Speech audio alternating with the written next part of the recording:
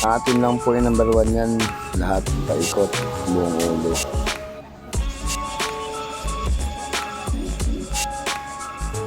Yan, para pantay-pantay lahat yan. Buong kabuuan ng kanyang ulo.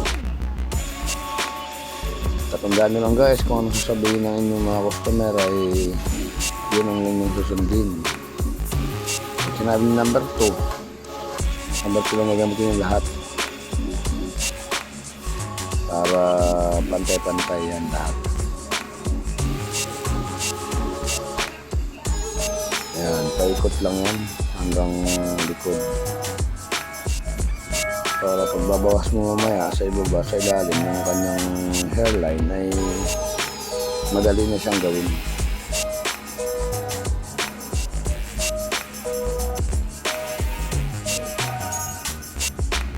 Maraming salamat pala sa mga nanonood ng aking video sa inyo. Salamat po sa inyong suporta. Sana huwag kayong magsasawa na panoorin ng video natin. Tuwag nyo lang sa akin yan mga idol.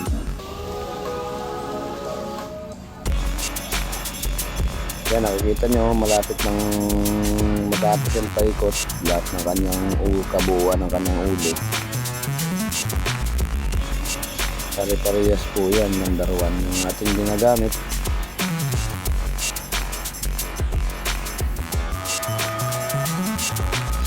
So sa mga baguhan po, tatandaan nyo lang to, gagayahan nyo lang to huwag lang kayo matakot na gamit ng razor. Huwag nyo lang pipigilin yung ng razor. Madali lang magupit, madali lang kayo matuto. Kung talagang seryosohin mo, mabilis lang to.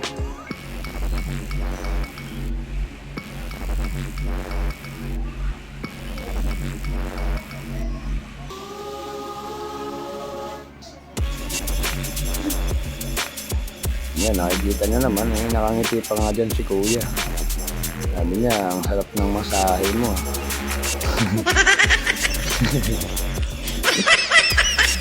Sarap ng masahe ng razor mo. Sabi ko, ano pa lang yan kuya yan talaga.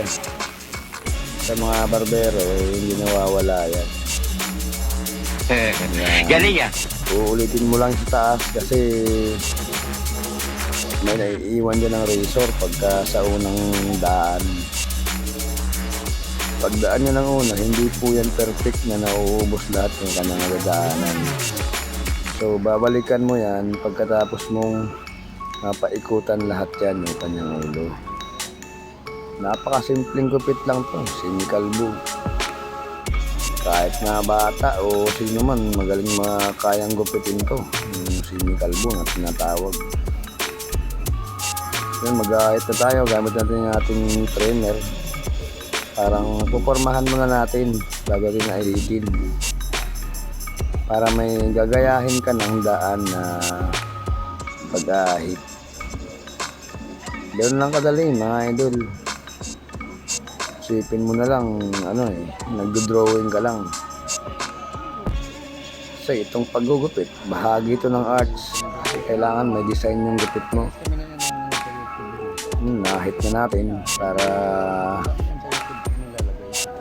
hindi ibig sabihin na nag-ahit ka na tapos na.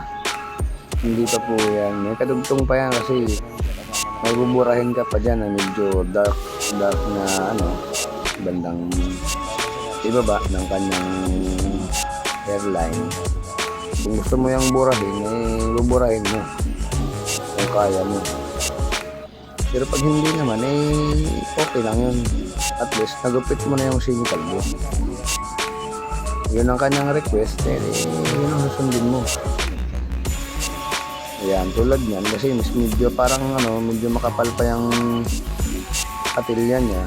Pwede mong burahin pa yan. Konti. Kaya pagkatapos mo mag-ahit, pwede mo atin mo nang buburahin yan. Para mas smooth tingnan yan.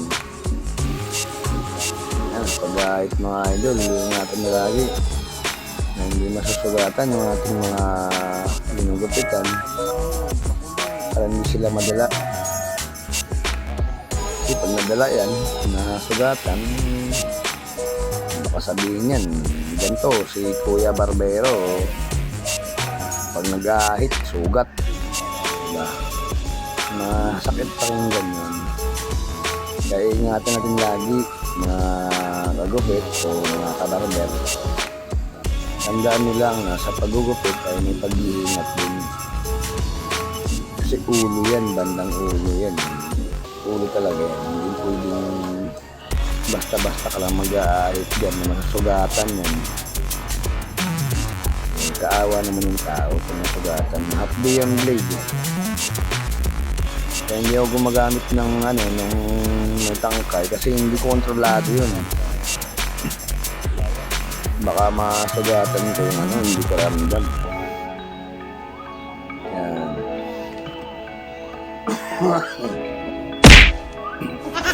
Ubuhin yung umubo dyan. Ayan, natin pang mabubutiin yan. Hindi basta sinikalbo ay kailangan may style turn nga gawin dyan. Ay sa bandang likod pwede mong gawa ng style yan, kanya-kanyang diskarte lang yan o kanya-kanyang pan lang yan, basta kanya-kanya lang yan. Ayan, diba? Nakikita nyo naman gagayahin nyo lang itong mga idol. Sunod mga baguhan nating barbero gayahin mo lang kung anong gusto mong gupit. Meron pa akong ibibigay sa inyong mga gupit na bago, mga latest. Hindi ko pa lang na mga idol kasi ang inyong lingkod may ginagawa din, may trabahong kaunti. Kaya bihira tayo nag-upload ng mga video. Kailangan kasi natin magtrabaho din ng iba kasi hindi pa rin tayo sumasahod dito sa ating ginagawa. So okay lang, libangan lang naman natin ito kasiyahan lang, natutuwa ka lang, makikita mo may nag-like sa video mo, may nanonood, natutuwa na ako dun. Katulad ng iba na parang famous sila talagang ganun lang yun. Yan yung kabuuan ng ating gupit. Okay na yan, tapos na yan mga idol. So maraming salamat sa inyong panonood. Salamat sa inyong suporta ha. Bye po mga idol.